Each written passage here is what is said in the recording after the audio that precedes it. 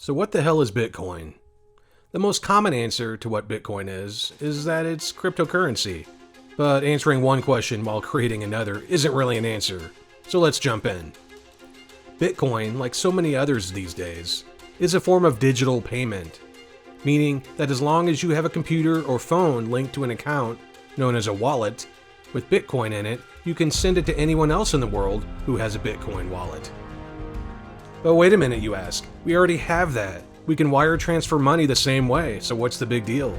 The big deal is that wiring any major currency requires a middleman, such as a bank, because the bank is where it's where your money is stored. This type of exchange is known as a centralized method of payment, and while it seems like it should be quick, sometimes it can take hours or perhaps days to process. The bank is in control. On top of that, there can be substantial fees to do this. With digital currencies like Bitcoin, your money is sent in a matter of minutes and is completely decentralized. No middleman, no central authority, no bank holidays, and no bureaucracy. So what gives? How is this possible? And more importantly, what makes it so secure? The short answer is blockchain technology. But there we go again, answering a question with an answer that has little meaning until it's explained. A blockchain is nothing more than a shared digital ledger which contains every single transaction that's ever been made. Every transaction requires a sender, a recipient, and a group of computers who compete to facilitate the transaction. These competing facilitators are known as miners. We'll get back to miners in a second. Let's go ahead and use a real-life example just to illustrate how this works. We'll need a sender, a recipient, and then we'll need a few people to act as facilitators, or miners as we just talked about. Let's see, we've got Will, Margot, Leo, Dwayne, and Justin. Dwayne and Margot will be on the transaction side, while Leo, Will, and Justin will be our miners. Dwayne has a digital wallet which holds 5 Bitcoins, which he purchased at his favorite crypto exchange. He'd like to send 2 over to Margot. Every digital wallet has a receiving address made up of a very long string of numbers and letters, making it unique, like a snowflake, a fingerprint, or that uncle that smells like pickles and Old Spice. Margot sends her Bitcoin address to Dwayne, who then pastes it into the recipient area along with however many Bitcoins he's sending. And poof, just like magic, Margot has 2 Bitcoins in her digital wallet in a matter of minutes, sometimes even seconds.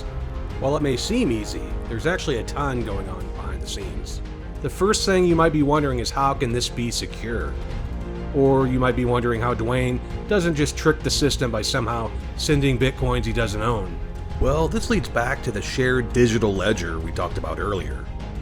Let's illustrate it with a more real-life example. Imagine a poker game with 10 players at the table, each having their own sheet of paper on which they keep track of all the winnings. After every hand, they compare and verify that their count is correct. Now imagine a player wants to cheat a little and give themselves an extra $100. After the hand, they will compare their incorrect sheet with the other 9 players, and it'll quickly become evident that their accounting is off, and their sheet is corrected to match the others. This example was using only 10 people, but with the case of a blockchain, imagine trying to cheat and trick over 250,000 other ledgers. I think it's safe to say that it's highly unlikely that would ever happen. Remember, every single transaction on the Bitcoin network has been recorded. Every single one. So back when Dwayne was setting up his account with his favorite crypto exchange and bought his first 5 Bitcoins, that transaction was entered into the digital ledger and passed around and updated by every single computer on the network. They all work off the same digital ledger. Since the ledger recorded the 5 Bitcoins Dwayne bought from his exchange earlier, this transaction will be verified, and Margot will get her 2 Bitcoins, and Dwayne's wallet will have 2 fewer Bitcoins in it. This is all possible using a decentralized and distributed shared ledger. This is the basics of what a blockchain is. So when a transaction is made within the Bitcoin network, it must get verified before it gets added to the current block of transactions. So far, we've had our sender, our recipient, and now we need to look at the facilitators of the transaction. You guessed it, it's the miners. A miner is someone who lends their powerful computer to the Bitcoin network in order to verify transactions. as well as improve its speed and security. It's not out of the kindness of their hearts, unfortunately. Each transaction involves solving a complex mathematical equation in order to verify it. Once successfully verified, that miner becomes part of the minting process and is rewarded with a newly issued sum of Bitcoin. Nowadays, much of the transactions are facilitated by large groups of computers who have joined forces to form what's known as a mining pool. When the pool facilitates a transaction, it splits up the payout based on the respective computing power of each individual miner in the pool. Currently, about 900 Bitcoins are mined every day. This is intentional as to not flood the market and to also prevent mining abuse from overly powerful Bitcoin farms. The way the Bitcoin protocol was designed, there will only be a total of 21 million ever minted.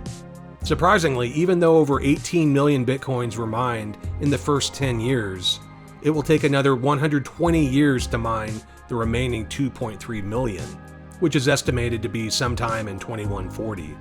Once the final Bitcoin is mined, miners will most likely be compensated for their computing power through transaction fees. You might be tempted to grab your old HP Pavilion, download the mining software, and get to mining, right? Well, as you might have guessed, it's not quite that easy. Not to rain on your parade, but you'd be wasting your time. In order to successfully mine Bitcoin or any other cryptocurrencies, you would need a very powerful set of computers equipped with high-end graphic cards at the very least. Not only that, these setups require quite a bit of electricity going in and produce a tremendous amount of heat as they work around the clock. So on top of the money you would need to invest in high-end mining rigs, you also need to make sure you have proper cooling, ventilation, and enough power not to burn your house down. Don't do that. What's more common are Bitcoin pools. These pools are made up of tens of thousands of computers who join together and split the proceeds if the solution comes from their network. How much you make depends on how much processing power you provide to the network. The future of Bitcoin and other cryptocurrencies is bright. Trust me, they're not going anywhere. And since we know that the overall supply of Bitcoin is finite, only 21 million total, this is why many refer to this as digital gold. While you won't walk into Target and plop down a gold nugget for a new entertainment center, you'll eventually be using some form of cryptocurrency. I'm not a financial advisor, and of course none of this is financial advice, but let's just say I'm a firm believer in crypto as a utility, a store of value, as well as a currency. Alright, that does it for this episode of Gray Matters. As always, a like and a subscribe is a great way to show your support for the channel. And if you have any ideas for future videos, please feel free to drop a comment. Thanks so much for watching. See you next time.